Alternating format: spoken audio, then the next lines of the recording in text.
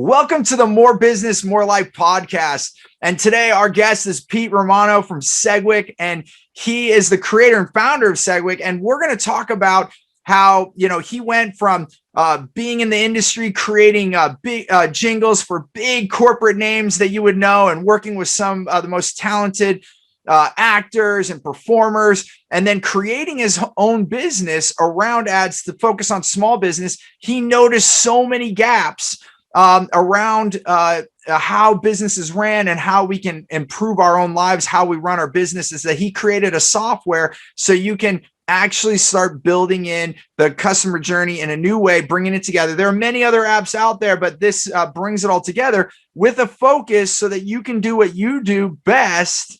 And then I like to say delegate. In this case, we're automating other parts through software so that you can do what you do. And the conversation is not just about this software. It's also going to be about Pete's life, how he went from working really hard and being that entrepreneur as well to now transforming and giving himself space for his own life while he continues to grow his successful business. So much to uncover. Let's jump in.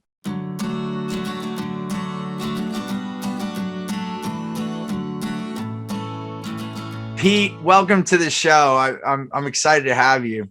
I'm thrilled to be here with you, Steve. It's been, we've known each other for years now. And so it's a treat to finally have this discussion, publicly and here recording it, because I think there's a lot we have to talk about from your personal life, being an entrepreneur, and how, how the workload comes about when we're, being an owner of a business. And then that comes into your business that you currently have. Segwik is all about helping people automate things so that their business can run more smoothly and they can have more life. So I think having you on the More Business, More Life show is perfect. So maybe let's just start with that. Your journey of being an entrepreneur and why you created Segwik, because I think it really plays into this whole conversation that we're going to have. Before I dive into that, I just want to tell you and tell your audience, because when you and I first met, I think it was in San Francisco, and we were in the basement of what must have been the hottest seminar the world has ever seen. And when I say hot, it wasn't just hot like the best stars and the best people, but it was literally maybe 95 degrees. And we were in the basement, and I heard you speak for the first time. And I said, there's a guy that I really just need to line up with, because I just loved everything that you were saying about how to really consciously free yourself. Because up until then, when I joined the Hero Club, that's our mutual group together, I was just slogging day to day, just working and working and working without any rest, probably for months and years on end. And getting out to San Francisco was, with the group, was an unbelievable hike and an unbelievable leap for me in a business to just travel across the country. I'm from New Jersey. Just get on a plane and go hang out with a bunch of other entrepreneurs and so it was a huge leap. And then to hear you frame the conscious effort to limit your work exposure and to develop a work-life balance, it sort of just gave me permission to begin to think of that for myself. And I want to thank you for that, Steve, from the bottom of my heart. Pete, I appreciate you sharing that. Like, in all the times we talked, I never knew like that moment was such a big deal. These moments come and go in life, and you don't know how, a word you say positively or sometimes not you, but like, a negative word can just be construed by and people internalize that. And so we put this energy out into the world, and you don't know where that energy always lands. And hopefully you're putting out good energy and it's landing in good ways. And so thank you again. Well, my pleasure. And actually just a quick diversion for a second, because I know how big music is in your life, and I felt compelled to be around music as well. And a kid in school pushed me like, and there was a couple of times I got made fun of, and then pushed me and told me I sucked and not to play anymore. And then I stopped for many years. And now in my adult life, I've picked it back up. I've shifted my beliefs because it was a belief. Then I took ownership of that belief and I said, yeah, I can't play music. I can't. Yeah, it gets ingrained in your head, and then you're letting other people formulate your belief structures, and a lot of people in life fall prey to that. They live their entire lives being guided by the well-intentioned or poor intentioned guidance of others, and so yeah, it's hard to avoid. But if you're conscious about where you want to go and the direction you're going, I guess you can try to keep that at bay. Absolutely. And you're totally right. It's not necessarily that, maybe that kid in school is a bully and it isn't the best positive thing, but sometimes it could be our parents, and it actually is them actually thinking it's the best thing for you, or could be our school. It could be other community organizations.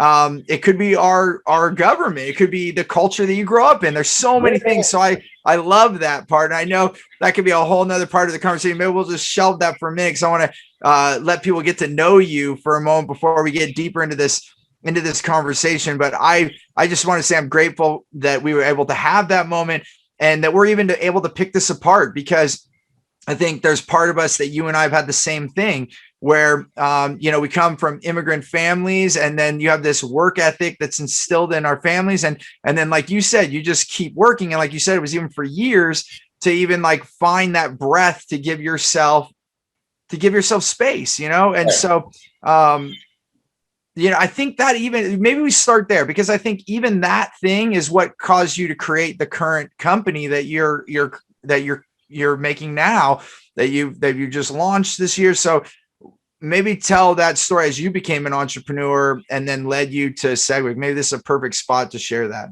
Yeah. So my career started early on with corporate advertising, doing jingles and music production for some of the biggest brands in the world, like Exxon and Allstate Insurance. And I was on a team that would write the music and do the sound effects, and it was always really, really high class stuff. And it got me exposure to some of the best in the business, and the best editors, the best directors, the best actors. Doing sessions with Marissa Tomei or even Robin Williams was one of the most fabulous working days of my life. The unbelievable improvisational genius that man was. And so when the economy fell apart around 2007, 2008, and all of that work dried up in New York, I decided that, I just started looking at TV commercials that were for small businesses. And we all sort of know the local TV spot that's just, a little less than perfect in its design. Maybe it's a bad green screen, maybe it's a bad script, or a guy with a bad accent that he's unaware. It could be just any humorous way. And so I said I could do that better. I'm producing fantastic spots in the city. And so I went to work doing marketing for small businesses. And I always had a place in my heart for a person who could just set up shop. I always found it a sort of lack of justice when a big corporation can come in and put out of business a smaller guy. And so, and my parents weren't even business owners. I don't even really know where that came from, that kernel of a concern. And so I had the slogan that every small business deserves an edge, because I believed at the time that if you knew the right people and you had the right connections, then you could succeed. You could build a better campaign. You could do better marketing. And so that was the premise of starting what was called the Joey Creative Agency at the time. And the Joey was a fun mascot. I had the coolest little baby kangaroo mascot that this amazing cartoonist drew for me. It had the cute nose and cute little feet, and had the little pouch, Joey written on it. And it was perfect for that market. But how I got from there to software development was that I just saw that from an operational perspective, the small businesses were running around doing everything, wearing every single hat. And coming from the corporate advertising background, I said I was spoiled. When you're spoiled, when you're the engineer of a spot and the producer shows up on time, or the script is ready, or the appointments actually kick off and happen on schedule. When you go into small business world, you go to meet a client and they're working with their accountant, or they forgot that they had to pick up their kids, and so you start to find out, like, wow, this is a whole different world. You mean I wasn't the most important meeting of this person's day? And so that was a big culture shock that I had to get used to. But I respected it, because these people were working 10, 12, 15 hours a day, and I wanted to help them beyond the marketing. And so I started to dabble in software, and eventually the customer journey management system that we built called Segwik has emerged, and that's how it happened. It's what it sounds like for me, the word that I would, and I don't mean to over summarize, but it's like caring. I mean, you cared enough about the people you're in front of, whatever was going on, that finding that solution. It's interesting. I don't even know if you know how similar our paths. So I wasn't in music like you, but I was in filmmaking, and then I started getting asked to do commercials. And so in the 90s, I was doing 30-second spots and putting them on television. And then I came into my career, and I knew you knew that market side, but how I got into systems, it's very interesting, because basically you got into systems because you were helping with marketing, and then you saw that they needed more help. So one time I put a 30-second commercial together, and this was a little ways in. So we were getting pretty good at what we were doing.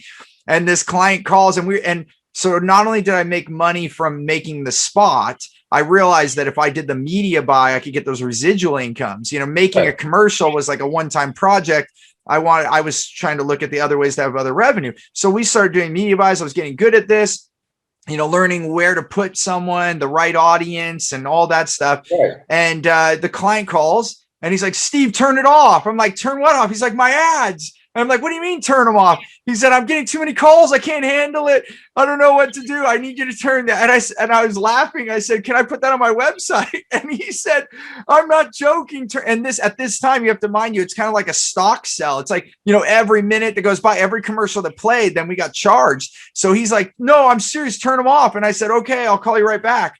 Hang up, call, shut off the ads, call him back. And now this is like affecting our revenue, and also I care on them and I about them and all that. And I said, "Hey, I'm coming tomorrow. What time?" So I go over, and then I start looking at what's going on in his business. And from that point forward, as a marketer, I would ask these questions. Can you handle this? What kind of growth do you want? How are you going to handle it? And some clients got mad at me at the beginning. They're like, "Just do the marketing and the average." And what people think marketing is, they think it's advertising, but really it's like so much more. And we can, I won't get into all that this moment, but I just wanted to say that, I can relate to that. And that's why I bring up the word caring, because ultimately you didn't want to just promote, and a commercial. You wanted to actually see them succeed. So, and that's what I think business is. My kids were asking me at one point, what is business? And I said, well, it's how do you want to help people? Is my perspective. Like, how can you serve someone, whether it's a product or service? How can you, make their life better? And it can be entertainment. Like, as a musician, someone has a really tough day and they put that song on, and it could totally rejuvenate them. It could be a movie that entertains you. It also could be a tool that makes your life easier, right? And that's what we're talking about here.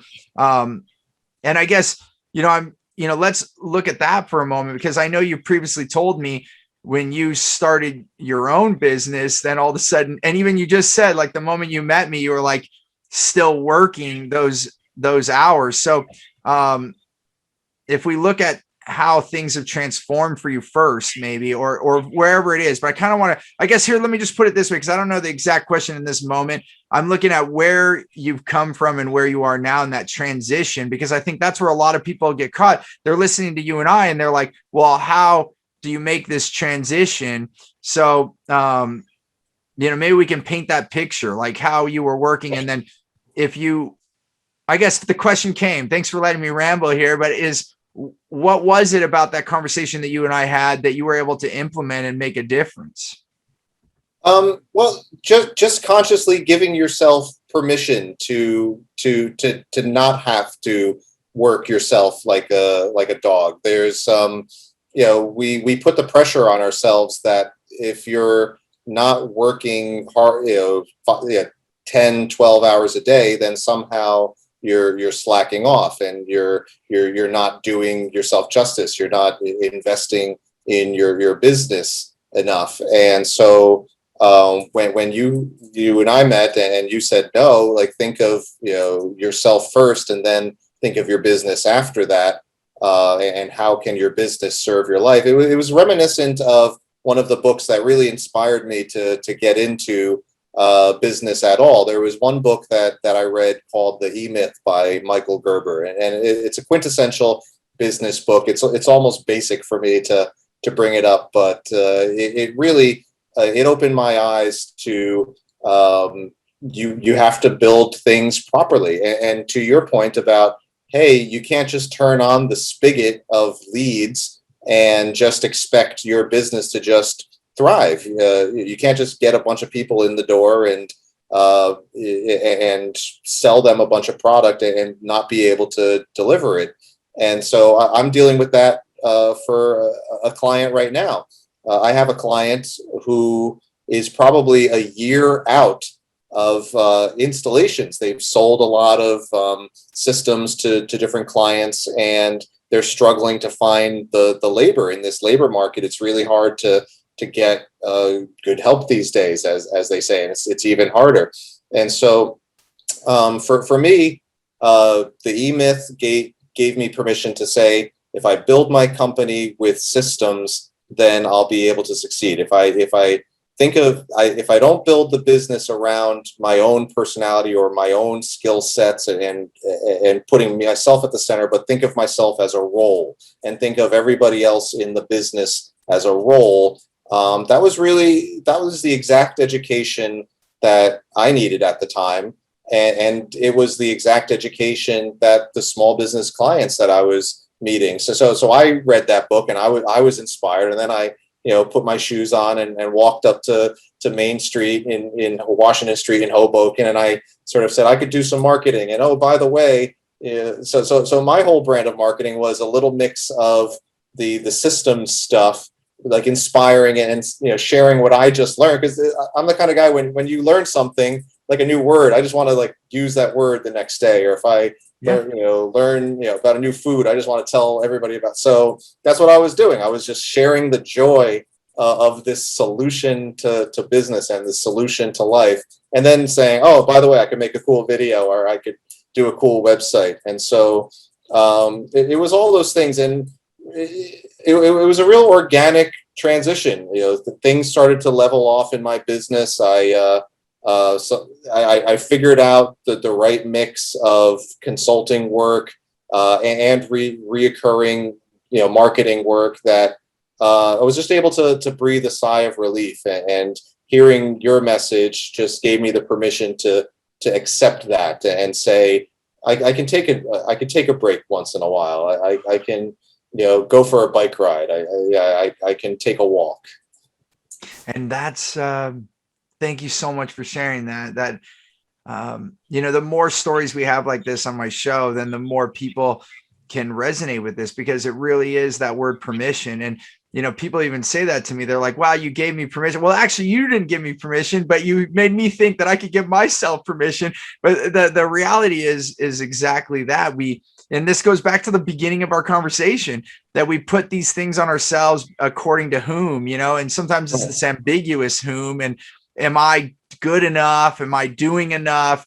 And the reality that I found, because I, like you, was pouring the coals on. I totally signed up. If there's people that said, if you're not working 18-hour days, you're not an entrepreneur. And there are people still saying that. Someone's probably recording a podcast right now while we're recording this, saying that exact thing. It's said so much. Right, but the reality that I found is, when I give myself recovery, I show up smarter. I make better decisions. And one Australian friend of mine, he said, if you're not going to meditate, take longer showers or go for a walk. And that's exactly what we're talking about. If you go for a walk or go for a bike ride, how many of where does our wisdom come from? Because Right. if we don't give ourselves pause, we're not going to create the solutions as quickly. Right. And that's, for better or for worse, that's what I prefer spending my time doing is, if I'm involved in busy work, I start to get flustered because I want to spend my time thinking and creating and coming up with bigger solutions. And so I'm not necessarily at a place where I could just, kiss the busy work goodbye. But I'm figuring out different things. Every day it gets just 1% better for our operation. And that's the best that I can hope for, I think.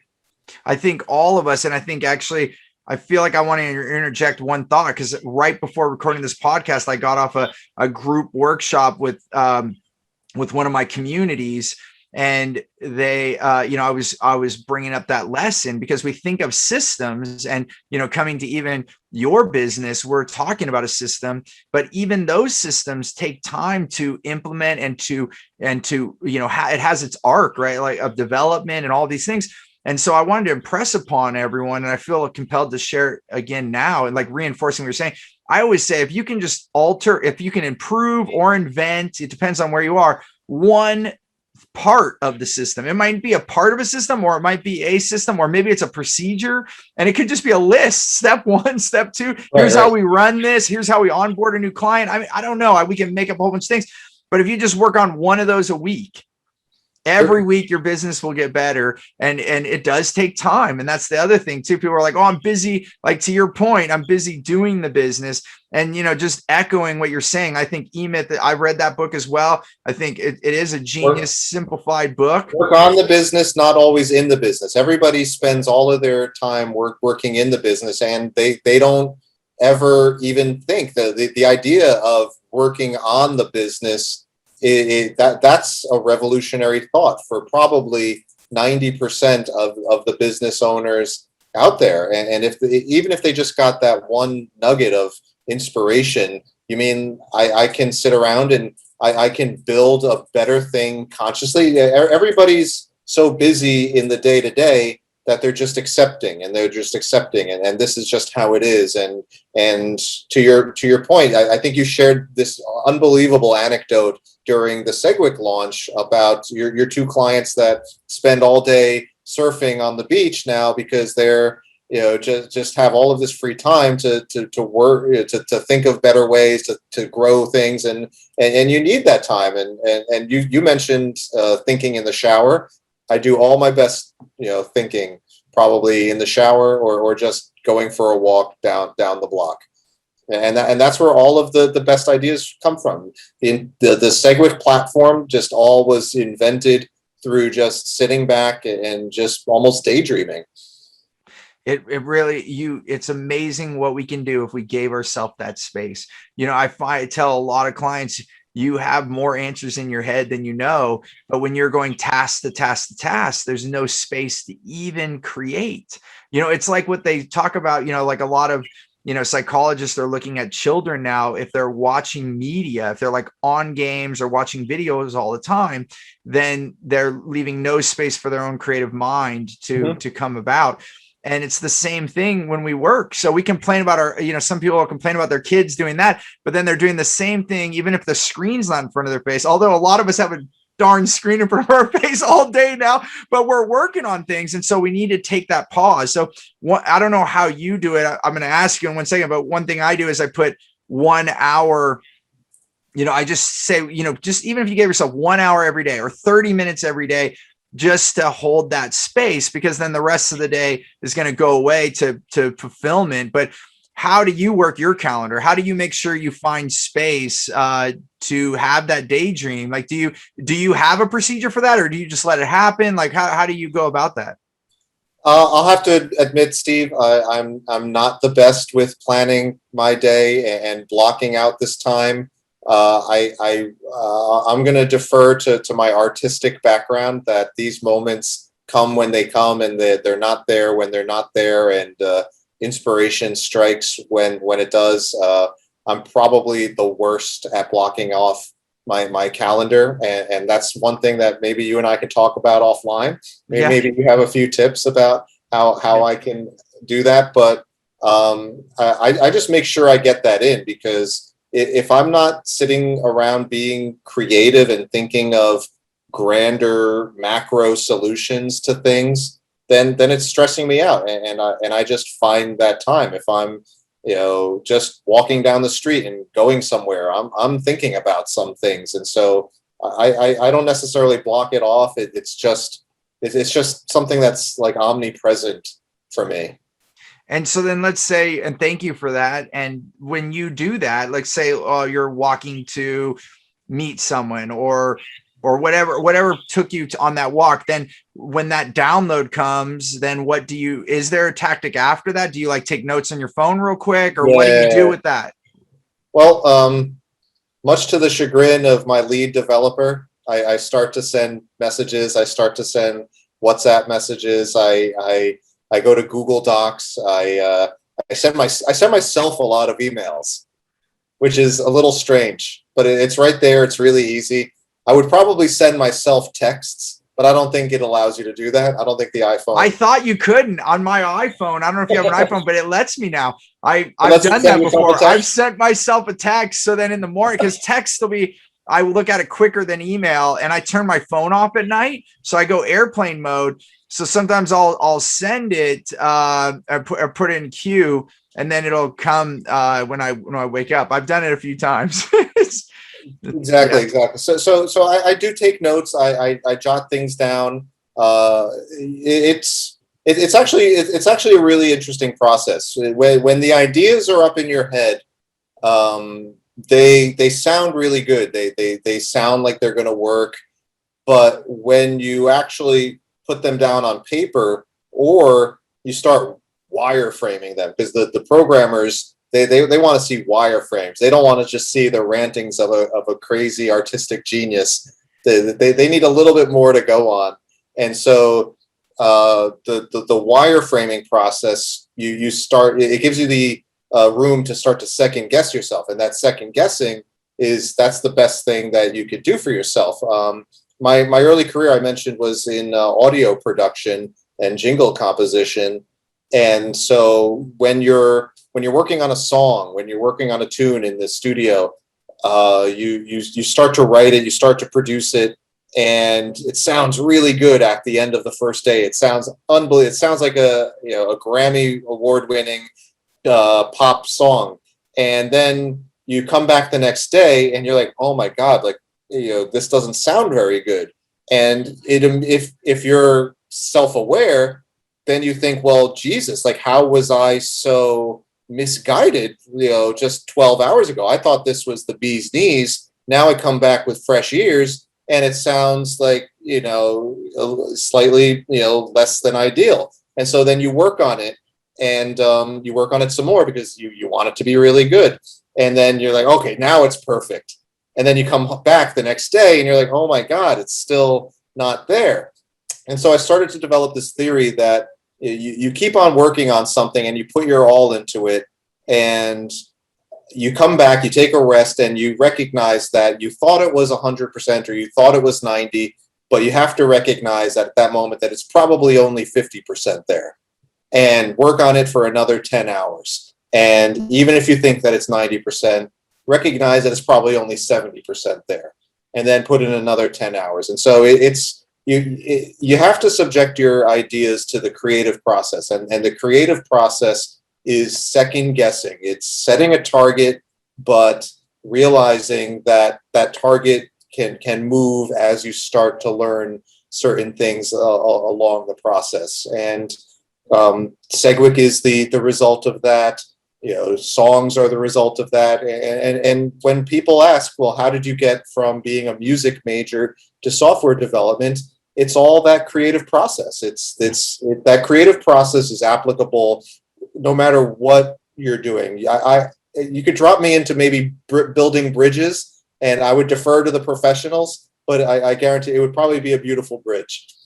It's interesting that you bring that up, because in my youth, I thought I was going to be a civil engineer. I liked looking at buildings, all that stuff. I ended up falling in love with filmmaking. And you're, in a lot of ways, you're taking like a drawing that you make construction, you're taking a script and then you're making it a movie. And then I realized when I got into business, I'm taking a business plan and allowing that to come to reality. Wow. So you're totally right. You're like working on this thing of like an idea, and then you're creating, and you get to see that, hey, there's that business, there's that movie, there's that bridge, there's that song, these are all things that can correlate. And one thing I learned from one of my editing teachers was the movies, as an editor, the movie's never going to be completely done, especially if you have a deadline, right? And so what I learned when you're making a feature film, so I edited 2 feature films that I also produced, and there's a whole bunch of stories on that, because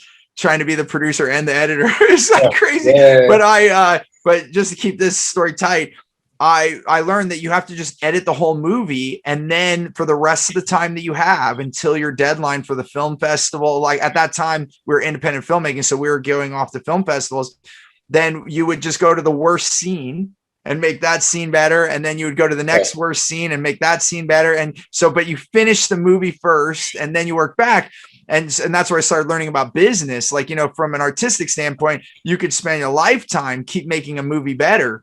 Even now, those films, I could look back at all the things I would do different. But at that moment, I didn't have that wisdom, that creative outlet. It's just you're figuring those things out. So I totally can relate to editing a scene, leaving, coming back to that scene. Right. And it is, and this comes to business. Let's bring this in, is that, the thing about that deadline that I'm bringing into this conversation is that in business, a lot of the clients I have, and I suppose a lot of clients you have, Pete, they have to go make money. And so, if there was like a perfect world, you would if you think about your business as a remodel, in the perfect world, you have all the money, you move into a hotel, you eat out every day, you wait to get your whole house built and it's perfect. And then you move in. Not everyone can afford to do that. The reality is most businesses, even the bigger ones, they only have so much cash flow and lenience to give something like that. And we don't want to stop business, because then even the marketplace will go away, because they'll see that you're not in business.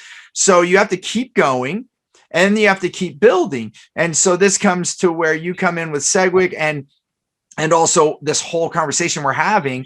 You've got to pick one part of the song. Like, what's that part that you think doesn't sound right? You're not going to scrap the whole thing and recreate. You're like working on one element. And what I always encourage, and where I am with this ramble here, is that I think any given day or any given week, we have to say, okay, what my team and I have come to, Pete, and we just kind of came to this year. I've said it a lot of different ways, but how even what I'm saying out loud gets simpler and simpler. We say, in every week, we have a weekly systems meeting. So every Tuesday, we have a systems meeting with my main team members, and we say, okay, what's our biggest grief, or what's our biggest gain? What can we work on? So we first attack the grief. If something happened with a customer, if we drop the ball somewhere, what's that grief, and how do we fix it now so that we can get rid of that grief? If we've solved all that and we come to a meeting, we're like, no big grief this week. Okay, what's the most important thing we could work on that's going to give us, the company, the most gain?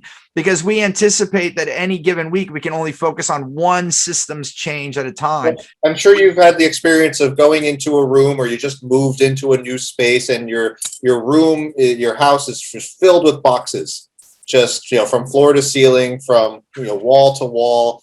And in order to get, you're looking at it and you're just thinking, oh my God, like, how am I going to get through this? This is so daunting. I'm never going to be able to finish this. It's never going to happen. I'm just going to be living with boxes from floor to ceiling for the rest of my life. And then you just start to pick, one thing at a time, and just, shift things around. And eventually you have things set up the way you want. And I had a really great mentor a few years ago, just, advised me to never try to boil the ocean. That's it. You can't. It's a big ocean, and if you try to boil it, you're going to fail. And so that was good advice as well. So as you said before, there's probably some people out there just giving a podcast about how hard you have to work. it seems like everything that you and I are reflecting on is people patting you on the shoulder and saying, "Hey, man, it's okay. Just keep going. Just don't give up." Because, and that was, even when my business was just not flying through the stratosphere. I always knew just that if I didn't give up, giving up would be the only way that I was going to fail. And so I just kept at it, a little bit at a time, a little bit at a time, a little bit at a time. And, things are working out okay. That's it. One of my teachers, Carl Buchheit, been a big part of my mindset in all of his work. He always says there's no failure, there's only feedback. Really, the only failure is just complete stop. Like, so every day we get feedback, whether it's good or bad, and then life is a series of choices. So you get that feedback and then you choose. So if you get horrible feedback, then you say, which you can even say is good feedback, because now I have an indication that didn't work. So now tomorrow I'm going to choose not to do what I did yesterday. Or you have the opposite. You choose something and it's wonderful. And you're like, okay, choose that again. Choose that again. Ring that bell. That's it. Yeah. You put $1 in a vending machine and you get a $1.25 back. You're going to how many times can you put that dollar in, So it's all choices. So, and actually this is a big point here. That knowledge, that awareness is actually what's created more rapid success in my life. That little thing that we just said right there. And what you just showed with the boxes, anything could be gigantic. The project could be gigantic. All of these things are true about building a business. It never ends. So the reality is, every day we can do is get up and make the best decisions. And how do we make those decisions? Based on the feedback. And then I want to go, you said something and it just slipped in, but I'm going to put it in a slightly different word, but just being kind to yourself, being okay. The pats on the back that you put it as, be kind to yourself. I think if you sit there and you beat yourself up, what happens is then we don't make that next choice. And I can relate. In my 20s, I lost over $4 million. And at that time, at 31 years old, when I met my first major mentor, I felt like a loser. I was like, I'm an idiot. Look at this. All my other friends in Silicon Valley are making millions, and look what I did. And then when I told this to that mentor and feeling totally vulnerable, I had never really said it out loud to anyone. People knew I was making money, but no one knew how much I had lost. And I looked at him and I'm like, see, I am an idiot. I'm showing him. I'm like, look how an idiot I am. And then he said, wow, how many 20-year-olds, people in their 20s now being, just starting your 30s, how many can say that in their, they even made 4 million? Well, you and I seem like we've both had, similar highs and similar lows.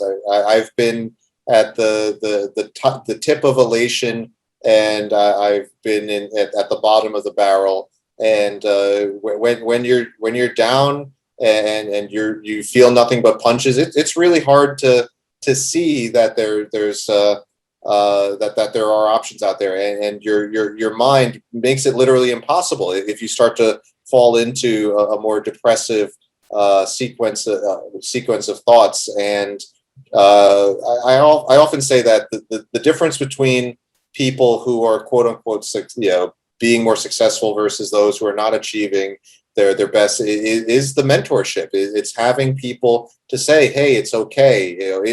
When you were down on your luck, it would have been very easy for you to give up. I just lost $4 million. I'm too scared. I don't want to. I touched a hot stove. I'm not touching that hot stove again. If it was not for this mentor that you're speaking about, you wouldn't have had the courage to just get up but all it was a change in frame. He didn't change the facts on you. He didn't change the facts. The history was still the same. He just changed your frame.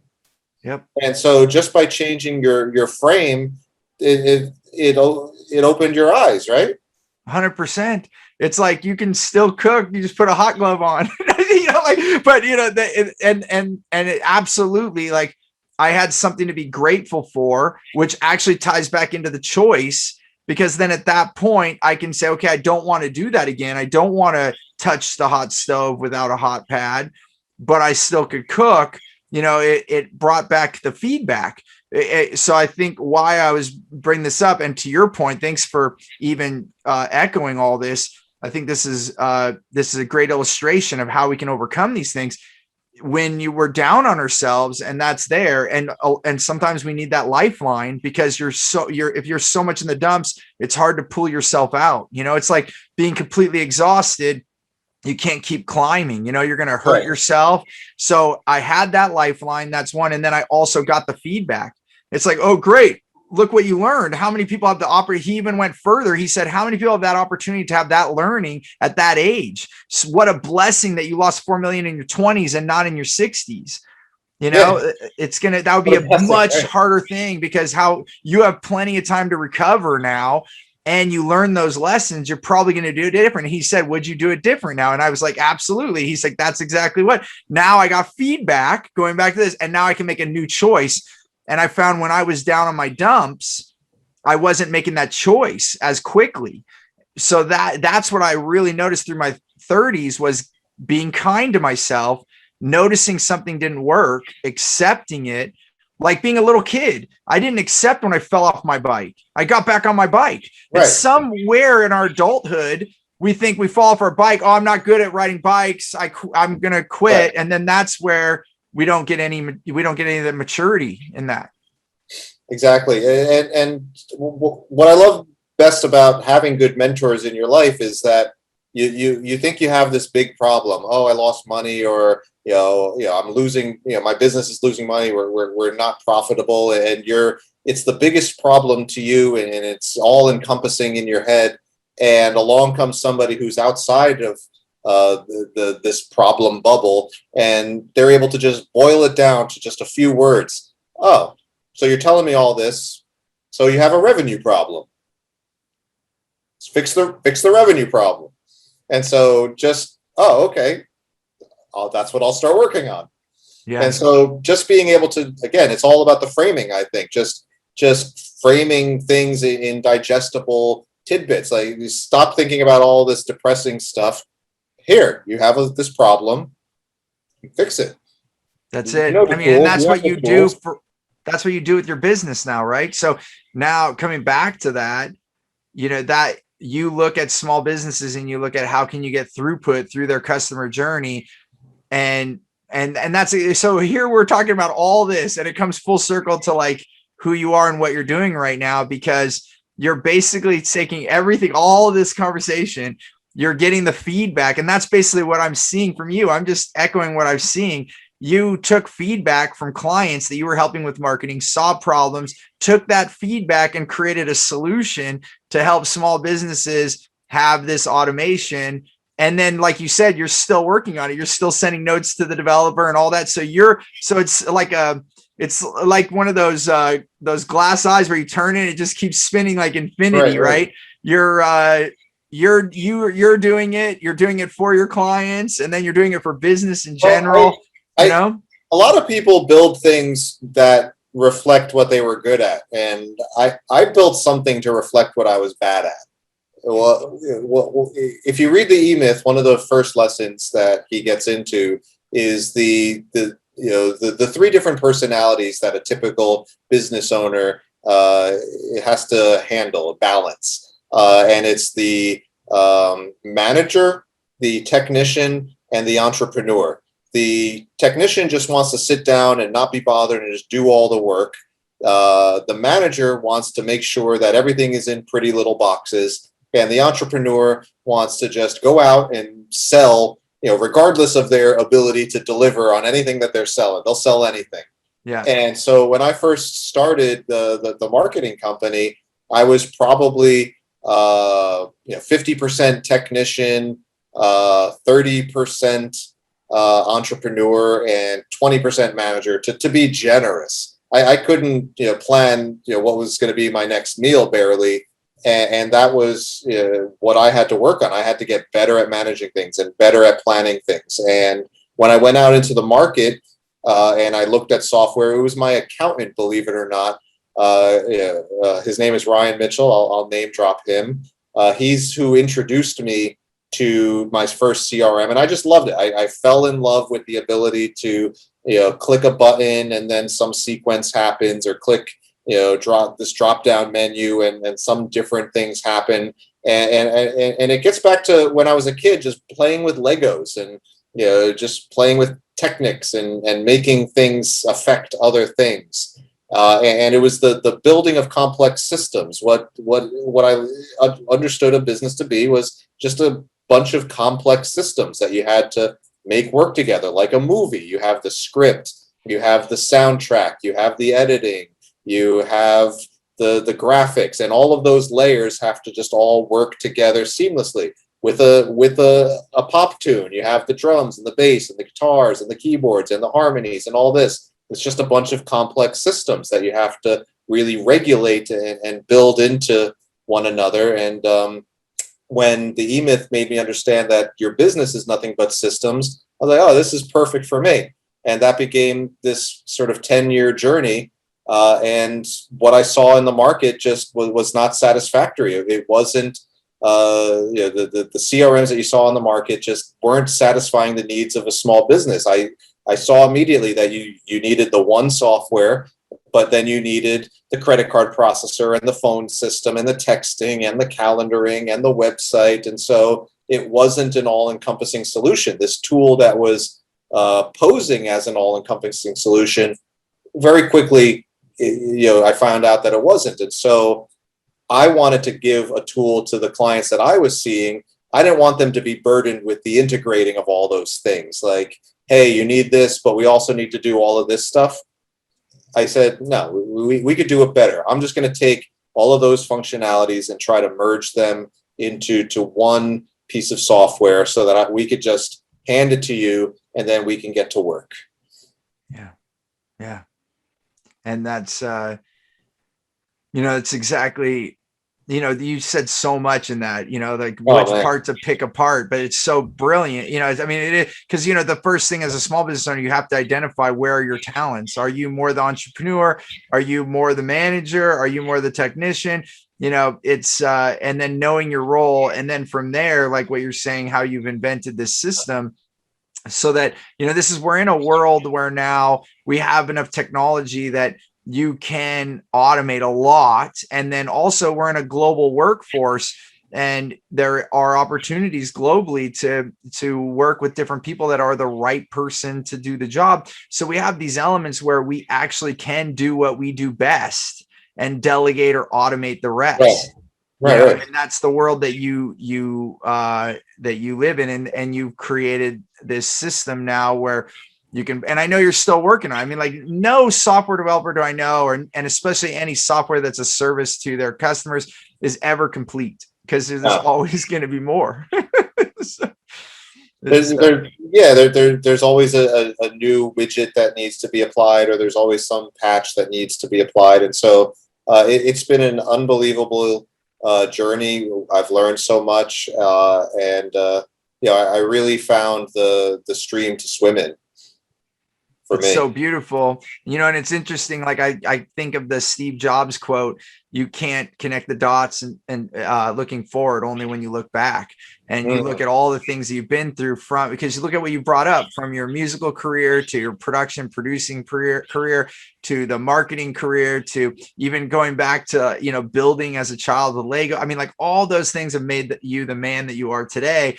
And now building this solution to help so many small businesses.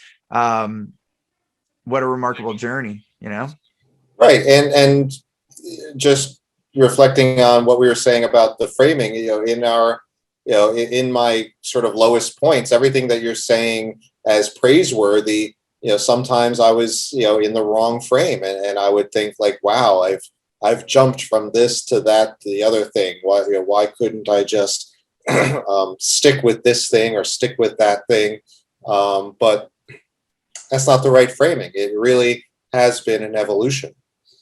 And all those parts, I too, because I look back at my career and it was so eclectic, and some of my filmmaking friends that stuck with it and they're still in Hollywood right now, they look at me and they're like, you're so far from it. And it's interesting, like right now we're looking at how we can start taking my lessons and turn them more into movies. So I'm like going back into production. and really, it's kind of even this, like producing a podcast, it's like some remnants of those things that made this easier for me. But the ultimate thing is like all my filmmaking, my storytelling skills turned into my marketing skills. Those marketing skills started teaching me into communicating and teaching, but each one of those I had to learn new things. And I felt the same as you. I'm like, what am I doing? I can't get on one career path. But I look at myself now, and I've had this reflected by other coaches and other people in my life too. They're like, if you didn't have all those things, you wouldn't be this guy having all this dynamics, the same as you. Right. Like Segwik would not exist with all the dynamics of Pete. Like you all those things make a big sandwich and made this possible. It wouldn't be like if you had one of those things that you brought up, all those different elements of your career. This I could probably bet money that this wouldn't exist in the way that it does right now. Well, Steve, you're truly a brother from another mother. I mean that. It's it's interesting when we meet people, we have this resonation, and you and I do remember meeting in San Francisco, and I do remember that day, how hot it was. And, being a West Coaster, for all the people that know San Francisco, one, it typically doesn't get that hotter. And I've noticed, people say that the climate isn't changing, but I grew up in the Bay Area, and, now, over 4 decades of living in California, it wasn't always this hot. Number one. Number two, it has been not that hot that there is not air conditioning in most places in San Francisco because we've never had to deal with that. Right. So here we are in a building with no air conditioning hitting a 90-degree day. And we're like, what is this? My anecdote about being in San Francisco for the first time that time was, I grew up in and around New York City my whole life. And so if you're up for it, you'll walk from 42nd Street down to the West Village if you feel like it. It's not too hot, not too cold. That's might be 50 blocks if you have an hour to kill. And so when I found myself in San Francisco, where the seminar was compared to the hotel, I looked at it on a map and I said, all right, that's like a nice walk. And I got maybe 3 or 4 blocks, like down a 90-degree hill, like up another 70-degree hill. I was like desperate for an Uber. San Francisco, there's certain blocks are not that walkable. I mean, it's a full-on workout, and I was definitely sweating that day. I'll be very transparent. Right. Yeah, it was a hot day. It was a San Francisco day to remember for sure. But there was so much magic that happened. So many great presenters, and so. I'll always remember that. Yeah, it was worth it. It was definitely an amazing event. And this has been an amazing conversation. Like even this, we're talking about how eclectic things can be. We're all over, but if you look back at it now, there's like this theme with the whole thing, and definitely bringing things into smaller pieces. And, for anyone that wants to know more about Pete or Segwik, we'll definitely put information in the show notes so you can check it out. We just have a few more minutes to close out the show. I'm just really curious from your perspective and through this conversation, Pete, if there are people out there like us, which I'm sure there are, and they're going along in their business and they're doing it, and, looking back at yourself, what would be one suggestion? Like, because I think that's what we talked about a lot. What's the one system that you're going to work on? What's the one thing at a time that you're going to work on? For this final question, what would be the one thing that you would share as a parting idea for somebody that's looking for a starting point?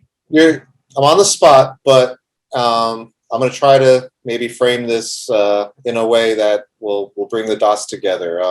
You have to plan your customer journey like you're plotting a scene in a movie, where some directors just let the actors just improvise and do whatever they want, and that'll carry the other directors need to really plot out. Step over here, do this, do that. Step A before B, B before C, C before D, and for a small business owner, you take the time, even if you haven't memorized. I mean, you're doing your business all the time. You think that you take this for granted, but take every single step and break down even the most minute details of the steps. If you're a consultant and you have a discovery call, and then you go back and you work on a proposal, and then you have a quote review call, and then you might follow up, and then you might have an onboarding call. Think about everything that you want to say along that journey as if you're going to remove yourself and replace yourself with somebody completely brand new. And that's what Segwik's about. And I think that's the secret to small business, is that if you can deliberately plan all those things out, it's going to reveal so much, because all of a sudden now you're in the project management stage and you're like, oh my God, like there's all these things that I need to be considerate of, and I don't have them written down anywhere. And so plotting that out will give you the opportunity to really map things out. And then the next day you can show up to your staff and you say, all right, this is going to be how we're going to do this. And hey, John, you're going to say this, that. And then Pete, you're going to do, A, B, and C. And I think that tip alone can revolutionize most businesses. I'm 100% with you. And mapping that out is kind of like writing the script, or, putting that there. And just the closing thought on that is then one thing at a time.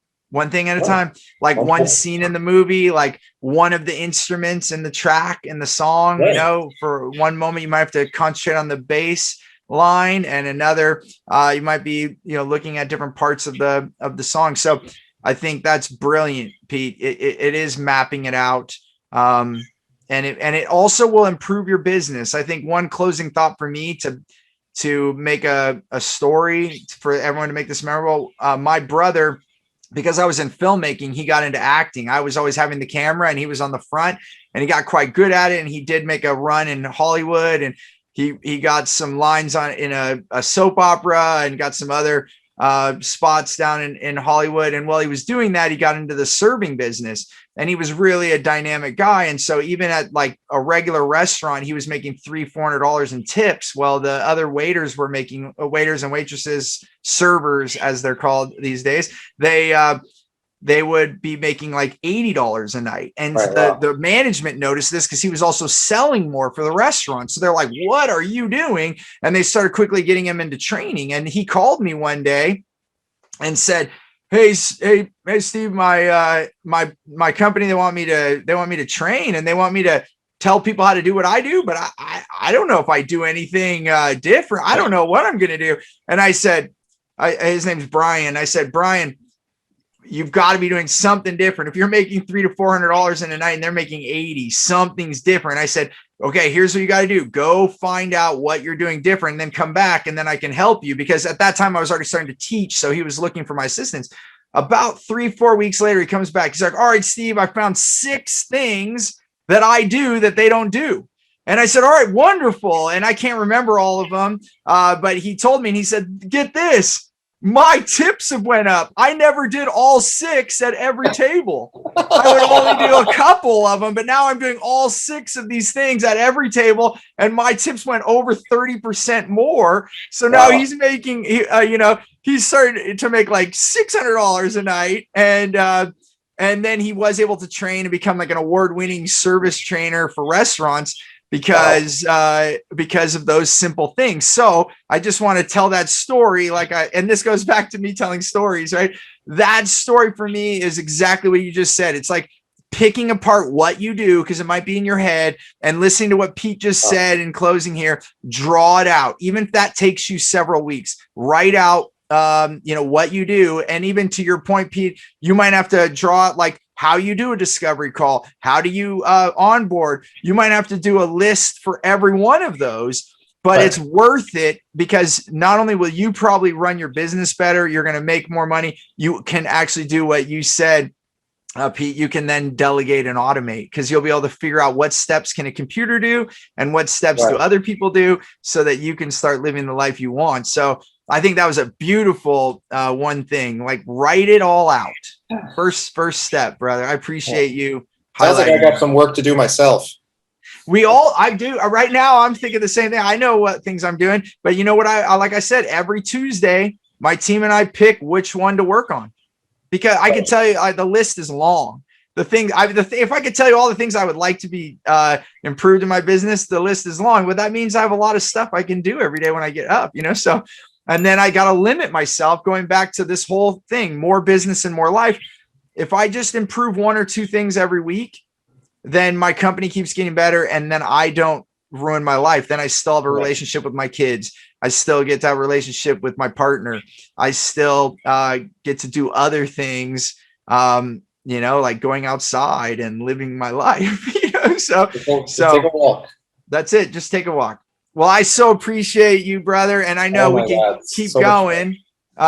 There's so many things to talk about with you and I. So I'm grateful that we're on this call. And next time we'll make it all about the art and all about the creative process. And one day maybe I'll be able to come play music with you. I don't know if I'm at that level yet, because I look at you at like a high level in that space. Please.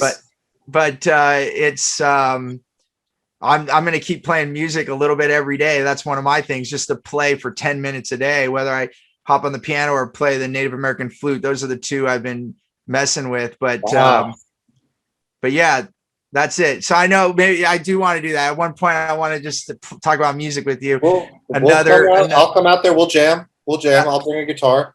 That'll be cool. I even have some extra acoustic guitars here. So perfect. All right, brother. Well, thank you, Pete, for being on the show. Pete Romano and Segwik. We'll put the information there so you can check that out. As always, I love to hear what was the best takeaway. What was the biggest aha from this show? Please let us know. And if there are other things you want to hear about or something that was sparked from this, please let us know, because it'll invoke us for other future episodes. And remember, choose gratitude and create freedom. We'll see you on the next show. Thanks, guys. Thanks for listening to the More Business, More Life podcast. I hope you got value. And if you did, we have so many more things for you at stevenapolitan.com. You'll be able to connect with us on social media. We are active. You can ask us questions. And then on top of that, I want to give you a really big gift. And it truly is. We want to give so much value. We have an offering. It's a program called Clear Path to Customers. It's the same way that we attract wow clients and only working with the right people, the people we want to. And it's transformed my business into millions more in revenue with the right people and my clients. And we're doing it absolutely free. So you can go to stevenapolitan.com and grab that. You just got to put in your information. We'll send it to you promptly. And that again is on stevenapolitan.com. I look forward to having you on the next show. Until then, remember, choose gratitude and create freedom.